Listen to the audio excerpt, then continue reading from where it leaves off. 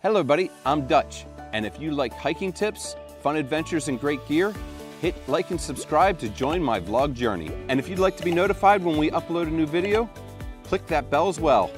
All right, let's go. Hello buddy, I'm Dutch, and I am getting ready for a quick overnighter. I'm gonna be doing Pennmarr to Caledonia. So it is a gorgeous day. I'm out here with some really good friends. So there's Dave, he's trouble. So well, I'll hit you up going down the trail. We're gonna have a late night till we get to campground tonight. Peace.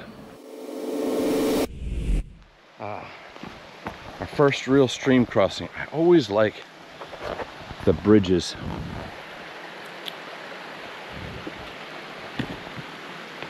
Imagine the work that goes into this from volunteers.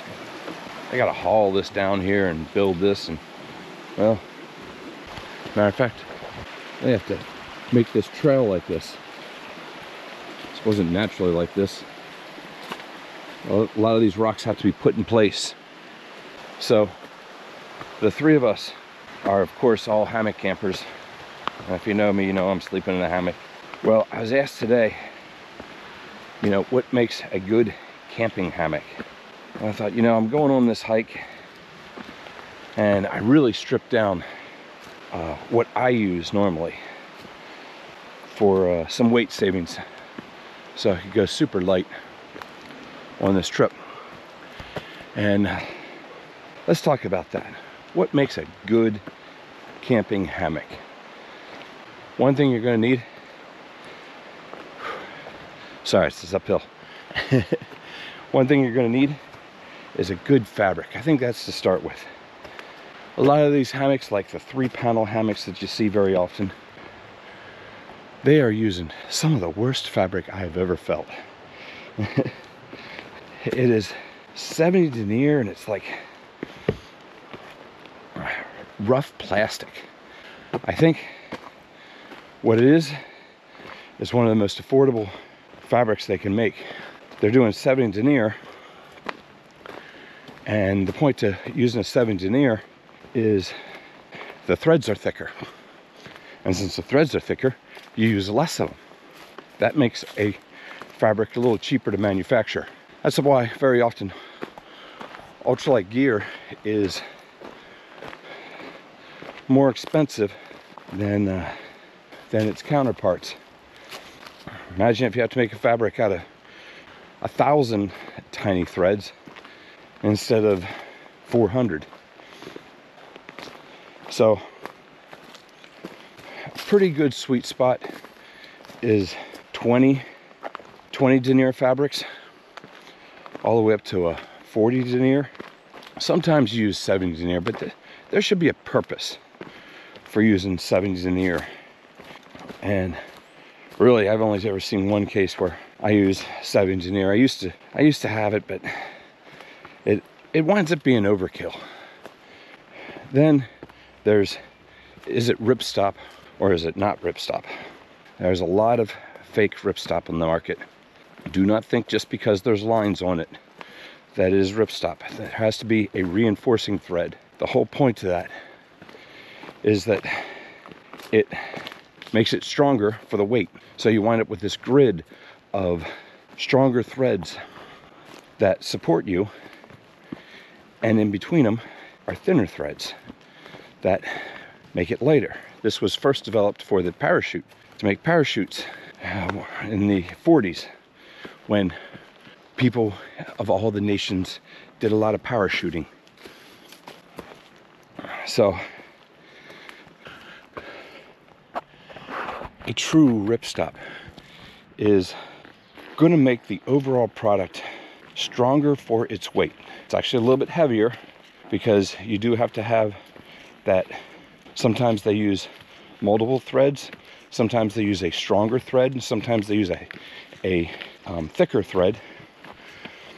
But in general, all those have a slight weight cost in weight, but it makes the overall product lighter. Then there's the hand feel of the fabric. When you run your hand across one, when you crumple it in your hand, does it feel plasticky, or does it feel more like somewhere between cotton and silk?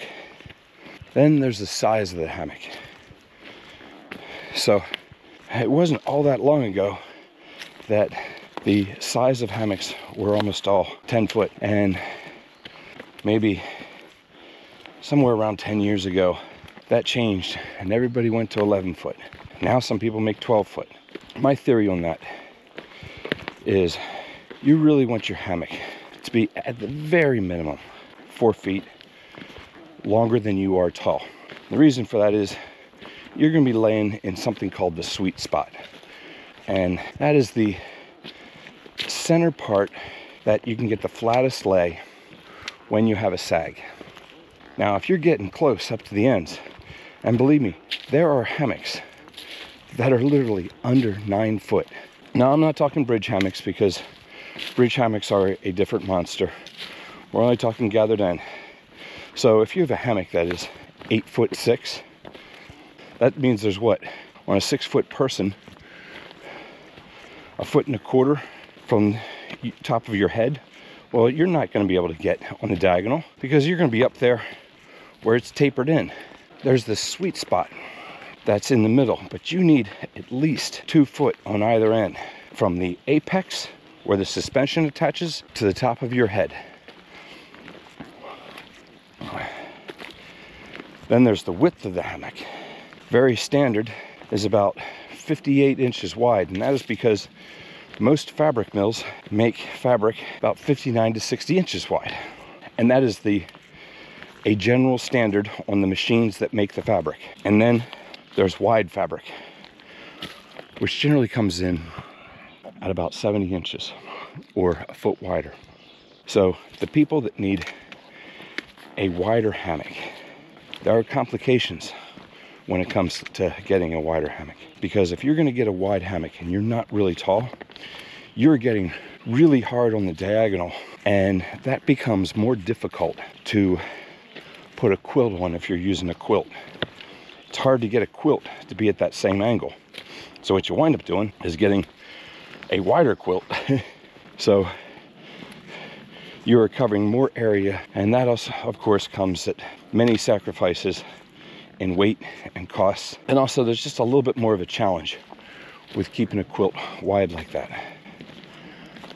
Going uphill. I'm liking uphills because I lost a toenail from a previous hike. My toes are jamming into my toe box when I go downhill, so I'm out of breath. But all right, so the rule of thumb is if you are 6 foot or shorter, a regular width hammock is generally going to suffice. Maybe you really like to get on the diagonal like that, but realize there's penalties for that in regards to having to quilt it. If you're taller than 6 foot, then a lot of people think you want to get a longer hammock, but really you want to get a wider hammock. And that is the cause for when you get wide, because you're laying on the diagonal, so you're taking up more space from left to right. Now they do make 12-foot hammocks, and they are luxurious.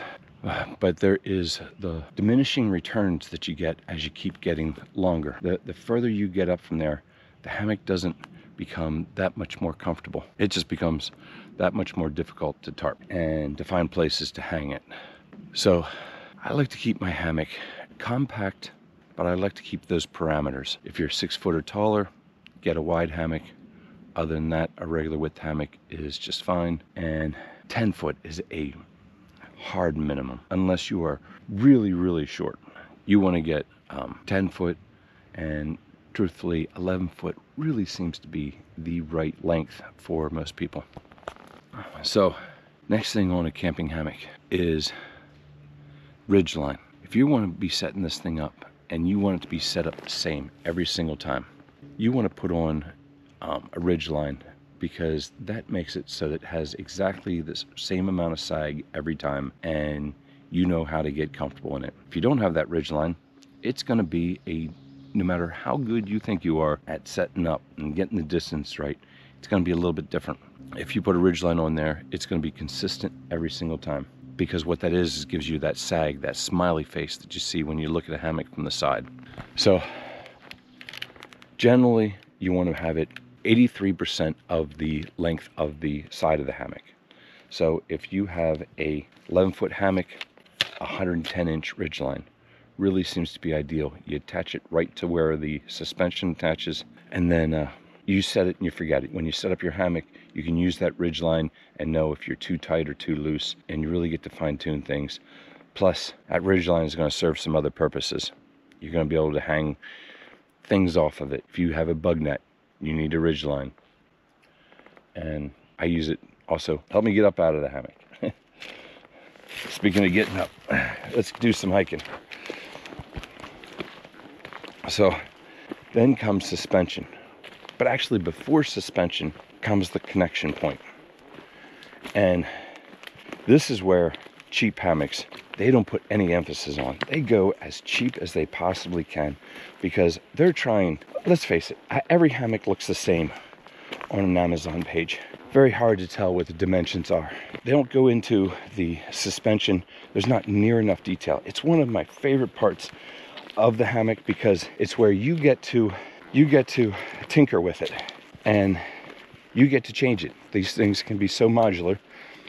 And take, for example, this hike, I wanted to be super ultra light, but yet I wanted an easy setup. And I love beetle buckles, and I take them on almost every hike, every hang. They are so easy to just set up, hook up your hammock. They separate. You can put a Dutch clip on the other end of it. It disconnects so you can pull it through its own loop. And they got spider poly webbing, so it's still fairly light, but yet all that webbing on there makes it so easy, so it doesn't matter how far the trees are or how big the trees are. If I have 15-foot straps, I know that I'm going to easily be able to find a place, at least here on the East Coast, that I can hang my hammock. But on this trip, I wanted to see how light I could get. Went a little crazy on some stuff. I decided to use Dynaglide whoopies with a whoopie hook, and then whoopie slings. It used to be such a oh look, there's a deer. Did you see it? Hiker just walked by me.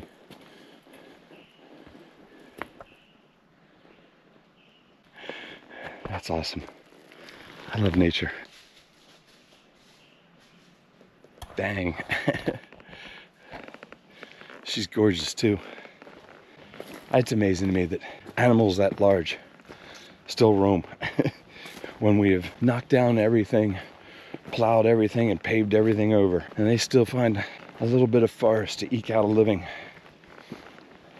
And man, are they beautiful. So anyhow, back to my suspension. So years ago, whoopie slings, they were all the rage, and they were so much lighter and so much better than what people had. And everybody went from all webbing to whoopie slings, and then webbing started to get lighter and better, and people started realizing that whoopie slings have their challenges. Biggest challenge, fiddle factor. Seems real easy. Just go and pull it and reduce that big loop to the size that you need. But then you go around a tree, and the tree is bigger than your hugger, or the tree is way smaller than your hugger, or the space from the tree to your hammock is too close for all the berries that you have to put on it. I think I sell probably 95% all webbing suspension, most beetle buckles, compared to a whoopie sling suspension. But I do have a secret weapon for making that a little easier, and that is, hey, I'm not out of shape, by the way. This is a big hill. Anyhow, what I use is a spider daisy chain webbing. As a matter of fact, I got some new stuff in that's even lighter than what I had before. It's amazing. It's 2-ply of ultra high molecular weight polyethylene, and It's daisy chain so that I can go and get the adjustment on the hugger part all that I want. So it takes away a lot of that fiddle factor. And then I get the great weight savings of the Dynaglide whoopee sling with a whoopee hook, which is absolutely nothing. Look at this riffraff right here. You want to say hi, guys? Hi, guys. Hi, guys. All right. I think we're hitching to town. So, more a little bit later. Peace. So, now we're not gonna get to town. I've only been hiking for an hour. Anyhow, back to my point.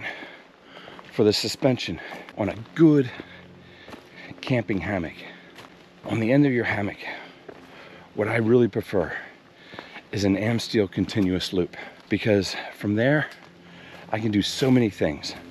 I can do the Beckett hitch, I can do daisy chain webbing and a carabiner, I can do a Manus, I can do beetle buckle, I can do a whoopee hook, I can do some tie down straps. That's why on every hammock we sell, pretty much without fail, the end of them is a continuous loop. The only exception is sometimes on that continuous loop is a cinch buckle, titanium or otherwise, but then you're committed to that being on there unless you want to change it out. I got enough to do when it comes time to get ready to go camping or hiking that I want to be taking apart the end of my hammock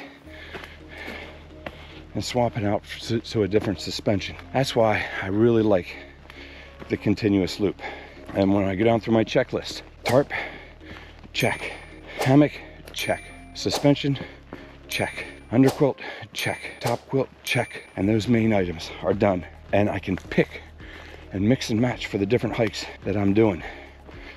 Today's system, I went about as light as what I can go.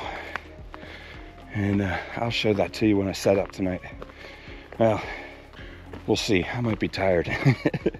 I gotta cook dinner tonight and I'll show off my rig. Anyhow, there's options for what a lot of people like is some type of top, because people want to be indoors when they go outdoors. There are many reasons for this. Bugs are the biggest reason. Honestly, bugs don't bother me that much. The creepy crawlies generally aren't going to find their way to you down your suspension. And flying insects, when you turn out your light, I find that they pretty much chill out after dark. I have ways of defeating them, whether that's a small little bug net just over my head, a half-wit hammock, which is a little bit larger bug net going over my head, and my favorite way is a top cover, as long as I can take the weight penalty. And they make top covers pretty darn light. You can make it pretty much just as light. Actually, to a degree, I could make it lighter with using some ultralight argon than I can a normal bug net. So, bug netting. Man, not all bug netting is created equal. And finding good bug netting in this world, in the sea of bad bug netting, is really hard. I'm lucky with a domestic manufacturer that makes mine. I sell enough bug netting,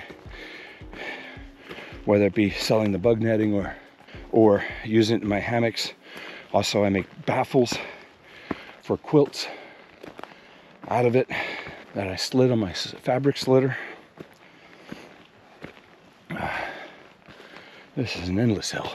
That's better than going downhill and smashing my toes into my foot box. So, not only is it a challenge to find great bug netting and keep supplied in it, but you gotta check it every time, because I swear, at the glance of an eye, they change their recipe and I spec out my bug netting. I need to have this much strength. I need to have this much stretch.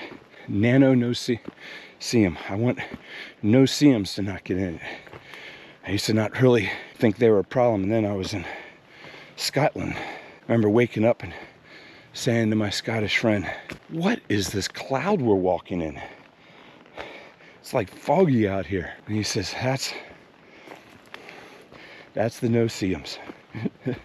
And that's why we hike year round with a head net on. So I would say every year or two, bug netting becomes an issue, and we have to reject a lot and tell them they got to make it better. But I really like top covers more than bug nets anyhow, because they retain your heat. And except for the most hottest days, I really want it to be warmer in my hammock almost all the time, and I can carry less insulation that way, so it's really worth it. And I don't put off much moisture, so I often go without a vent or anything. Just a solid top cover on there, and if I really need to vent it, I just pop it open a little bit. Bugs aren't that smart, and generally, if it's chilly out, you're not going to have any bugs anyhow, particularly at night, especially after your lights are off. Well, back to what you want in a camping hammock. I understand the need for tops, and I 95% of the time have a top on my hammock, and it's actually usually for climate control more than for bugs. I think it's funny that people go in the outdoors and they're afraid of bugs. You know, I've been eaten up pretty bad sometimes, and nobody really wants that. One thing great for a camping hammock is to have the option to put a top on it. That could be a winter top, that could be a bug net, that could be a sock that goes around your hammock. But there are going to be times that you're not going to be exposed to either bugs or the cold air. What makes a good camping hammock? The versatility of being able to put a top on it or around it. Realize, though, that bug net and that zipper is some of the more vulnerable parts of your hammock, and it's sad when they fail, but at least they're not as catastrophic as the bottom. So if you're going to put your emphasis on anything, put your emphasis on a bottom that is not going to fail, particularly if you're going on a long camping trip, because you don't want to have a hammock rip out when you are 3 days from your car and you got no pad. Man, look at that gorgeous forest out here. We just went through a whole bunch of mountain laurel.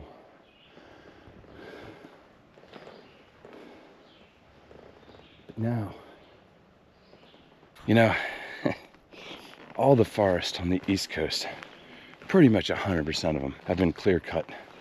And you're looking at trees that are very often 15 years or younger. A lot of the hardwoods have been taken out because they harvest out the hardwoods because they're more valuable. But still, man, isn't this pretty?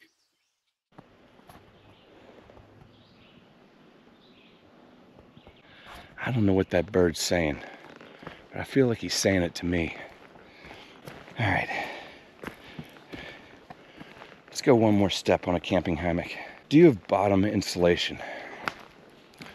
If you don't have bottom insulation, such as an underquilt or a pad, you are most likely going to be cold. Unless it's 80 degrees, or at least 70 degrees and still air. So, here's what I like. If I'm gonna go and use a pad, and I thru hiked with a pad because, well, Jack Sarbetter didn't invent the underquilt yet. If you're gonna use a pad, then I really like a double layer. You wanna keep it light, make it 2 very light layers. And pads are pretty light, you're gonna have a pretty decent setup. And very often when people get started in this hobby, they already have a pad, preferably an insulated pad. But even if they don't, pads are cheap. Heck, they've gotten cheaper over the years. And they've gotten better, a lot better over the years. I remember when I had to go and buy my first Thermarest, and I was like, man, it was practically, to buy 2 of them, it was like a week's pay for me. And you couldn't shop around on the internet because the internet wasn't invented yet. So, you know, you went to a camping store and you paid their 100% markups. And there was very little competition in the area. Thermarest was really the gold standard. These blow-up ones that, man, they weighed over a pound. Still have them though. That's one of the beauties in the way that people made things years ago. Nowadays they're just meant to look good on a web page and sold. And if it fails, well, that's another selling opportunity. So if you're going to go with a pad, because it's something that you already have, and quilts are expensive, spend the extra 50 bucks and get yourself a double layer hammock. Not only is your hammock going to be really strong, but you're not going to be wrestling with a pad. That's the problem with pads, if you lay right on them, is you sit in your hammock, you turn your legs to come up, and the pad moves with you. And you lift your butt, and the hammock comes with. And I just saw another deer. Good day for wildlife. I guess the deer's liking this weather too. So, if you can go with an underquilt, and there are very bad underquilts, don't think they are by any means created equal. It is actually, I've never seen any place where it is so true that you get what you pay for. If you're going to get a really cheap underquilt, you're going to get a very bad underquilt. It's not going to compress. They had to compromise. They had to use insulation inferior to down. And I know there are people that are adverse to using down for different reasons. But it is still, we haven't been able to beat it yet. In the world of your polyester fill, we are far from being able to copy nature's insulating properties when you get to the 950,000 fill down. It is truly amazing. So, and if you're going to get an underquilt, you could get a quilted hammock, which is brand new. And, well, unless you've lived on a rock, I've just released the quilted chameleon, and I'm going to be coming out with other quilted hammocks, because then you're basically taking one layer of your quilt, made it out of a hammock body, and you are sleeping in a quilt. Which you can't get any better than that, as far as I'm concerned. Well, at this point, you can't get any better than sleeping in a quilt for comfort. But who knows what we got down the road. Crap, I thought when I was sleeping in a hammock with my Z-liner that I couldn't get any better. And that was merely 20 years ago. But if you are going to be attaching a quilt to the hammock, there are some things that make the hammock a little bit more accepting for a quilt. And those are quilt hooks on the sides. One choice you have is getting a quilt that is oversized, but that comes with its downsides. But if you're getting a quilt that is using expensive down, using expensive material, and you're trying to make it ultra light, then what you want to do... Excuse me, sir. That's Dave. He hikes with a purpose. I haven't seen Paul yet. There's 2, maybe 3 of us here. So back to the quilt. If you're going to keep that quilt light, you want to make it fairly narrow. And to make it fairly narrow and go on the angle that your body is going to be on the hammock, there's a trick that you have, and that's a little piece of hardware, and that is called a quilt hook. And it's sewn onto the side, and you put your suspension in there. What I like to do is you put it basically at 4 corners, but you only attach it to the corners that your feet and your head are. So if your head right, stick the suspension on there, and this allows the quilt to swing over. And you don't put it on the left-hand side of the head because you want the quilt to move over. And same thing with your feet. Feet are on the left side, you put your quilt hook on there, and you don't put it on the right side. And you can switch this up if you lay the different direction. But if you're getting a quilt hooks are a must. And not all quilt hooks are made equal. So most are using what's known as pack hooks. And pack hooks are meant for 1/8 shock cord. and they were really developed for your backpack to hook different lashings on. Problem with that is most quilts use 3/32 shot cord, which is too loose and will slip out of a pack hook. So we have actually had a mold built for our quilt hooks that go on the side of our quilts that fit the 3/32 shot cord. So not all things that look alike truly function alike. And well, that's part of the Dutchware difference that I really try to make when I build out my camping hammocks, that they are supposed to function as best as they possibly can. And a regular pack hook is not doing that.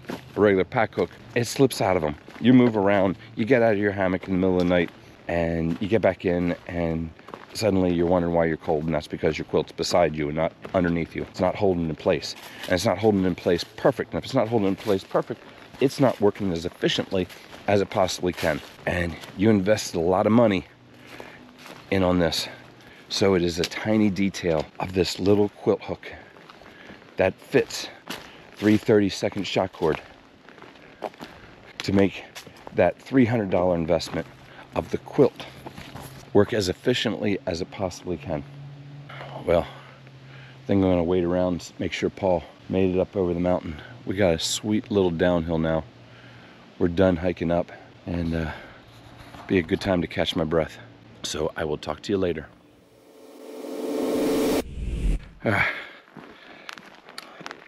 So we lollygagged a little bit, and well, we had a burger before we came.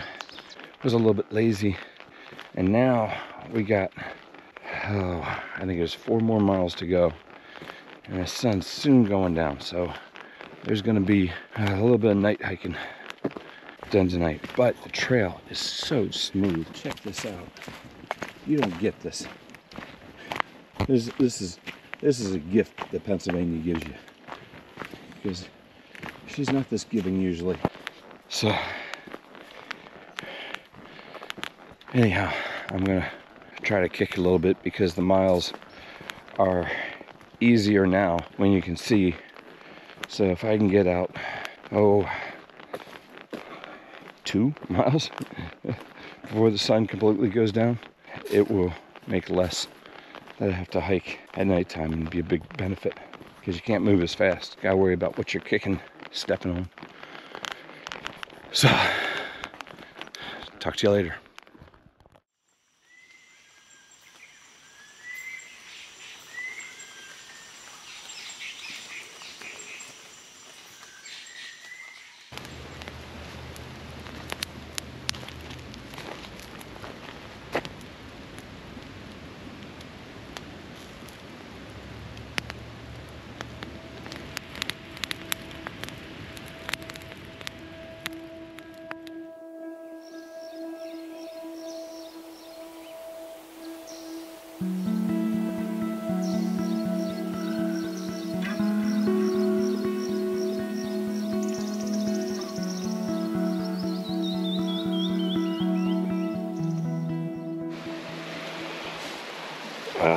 Good morning, campers. Man, I had a great night of sleep last night.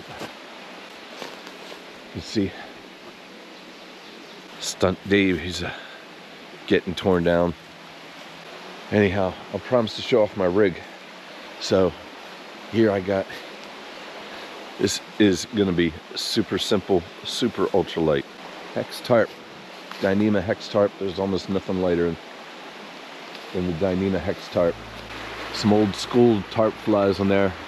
Look, I have titanium D-rings on that ridge line. I got them on my tie-outs too. But what I really want to show you is the Dynaglide, some old whoopee hooks. Boy, my polish is a lot better these days. I should swap that out. But it's going up to, that is spider daisy chain webbing.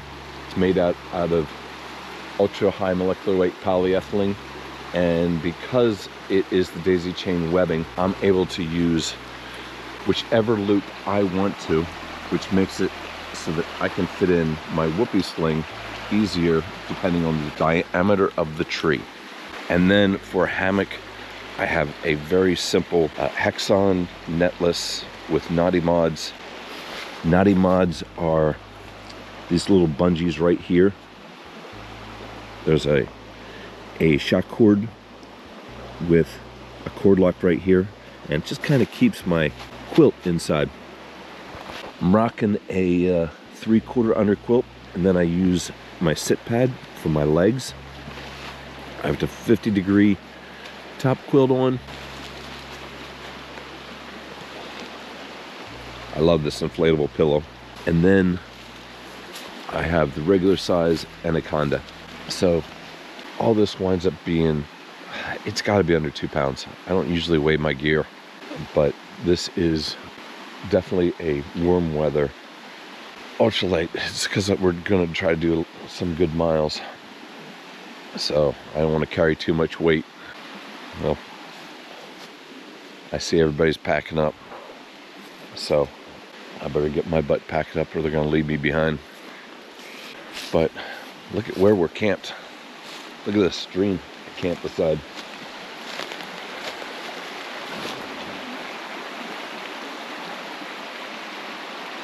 It is going to be gorgeous today. It's like, oh, it's in the 50s this morning, but it's going to be in the low 70s today. So I'm excited. Peace. We just stopped in at Tumble and Run Shelter. Lose our fleeces warmed up a little bit, but something I wanted to show you cool back here. Look at that, we finally come of age. Got our own section now.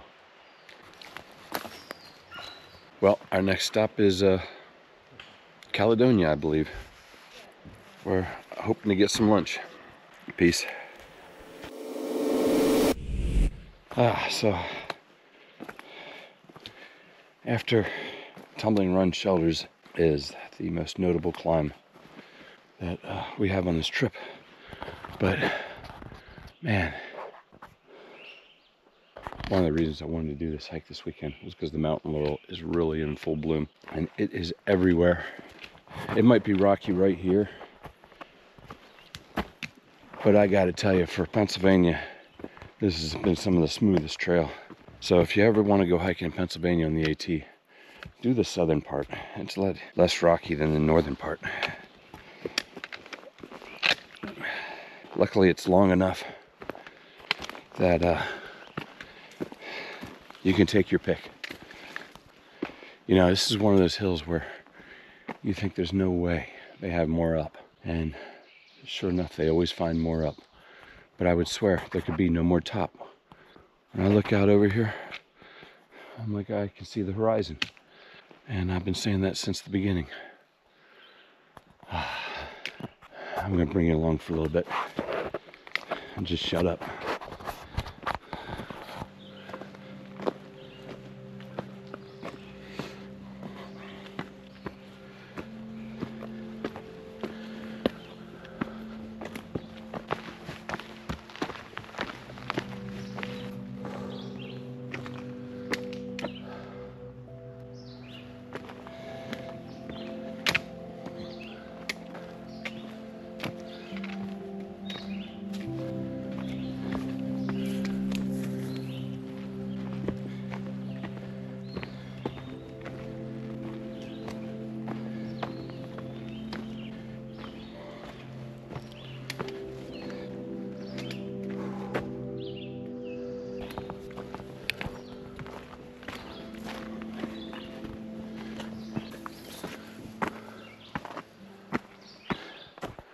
Ooh-wee.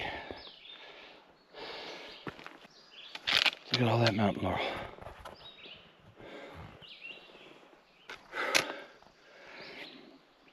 I want to take a break, but I know there's a good vista up here. So the less breaks I take, the longer I can take up the vista as we wait for those that are not as quick as us.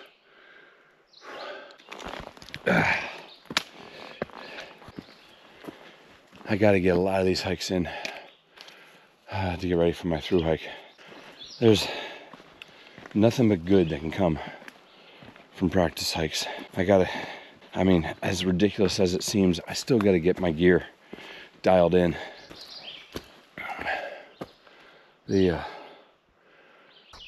think I've picked my shoes. I think I picked my pack. Still need a good set of hiking poles. I'm all ghetto. Using 2 different brands because I'm hard on hiking poles. I break them and they keep making them lighter and I keep buying them.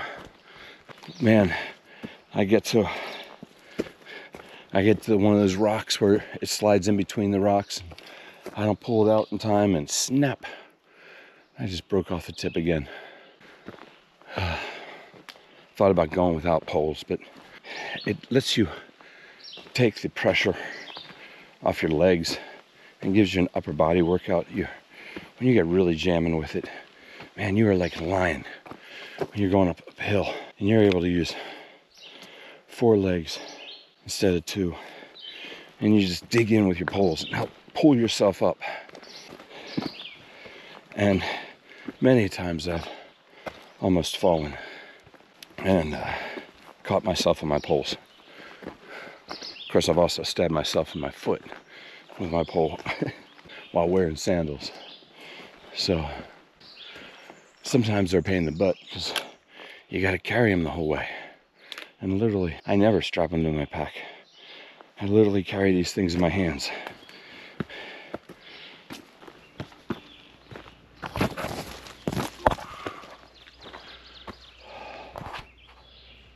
Man, it is just endless beauty. I hear some people talking up the way. I bet this is the top.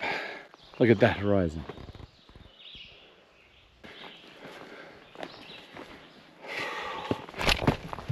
Ooh, whoa. All right, that's where I should have had my poles. I'm pretty sure I'm at the top.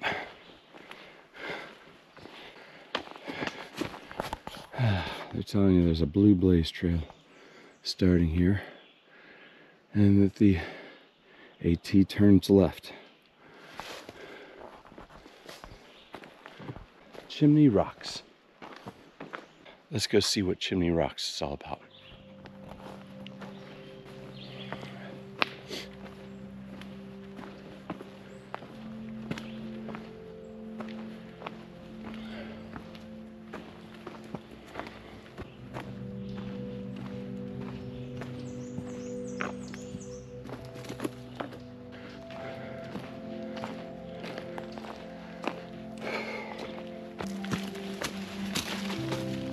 Ooh.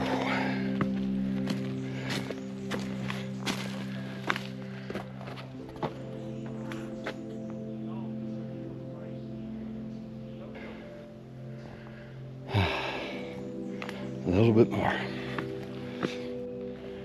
All right. I was promised chimneys. Where's the chimneys? I was promised chimneys. They're somewhere over there.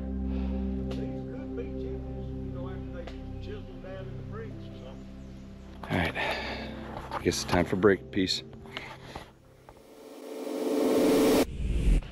So it is getting close to 11 o'clock and we got our big hill climb in for the day. And man, just look how smooth this trail is.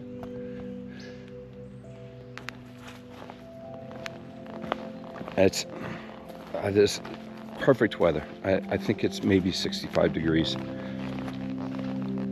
So one thing about hiking the AT is you're never too far from civilization.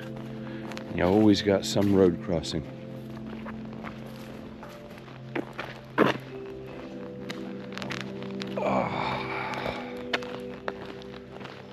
We are getting towards the end of our day, but let's just enjoy the mountain laurel for a little bit more.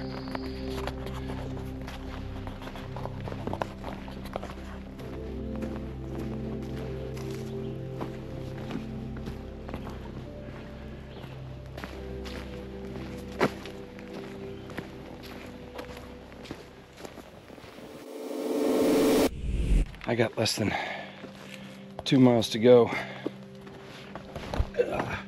Look at this. Oh, I love this stuff. These rock scrambles like this.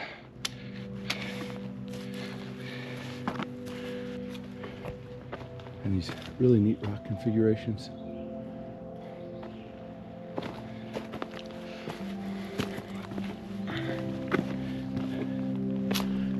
Man.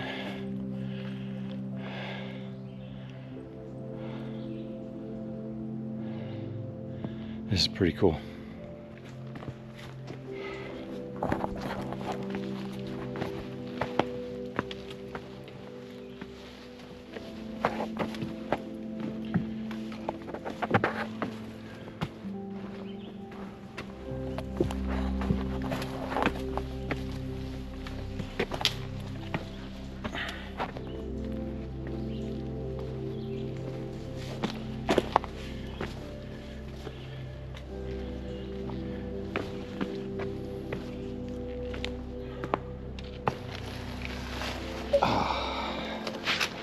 Man, do I feel fortunate to be able to do this. I didn't think I was going to be able to do this. I had to miss a half a day of work. And they're going to hike a little bit further, but I'm going to go out here at Caledonia because I got some stuff I got to do Saturday night. Hey, thanks for coming along. This has been a really great hike for me. And well, I'm hoping to do them a whole lot more. Peace out. Well, thanks for joining me on that adventure, and be sure to check out some other playlists. And of course, check out DutchWare for some of the greatest hiking gear on the planet. As always, thank you everybody.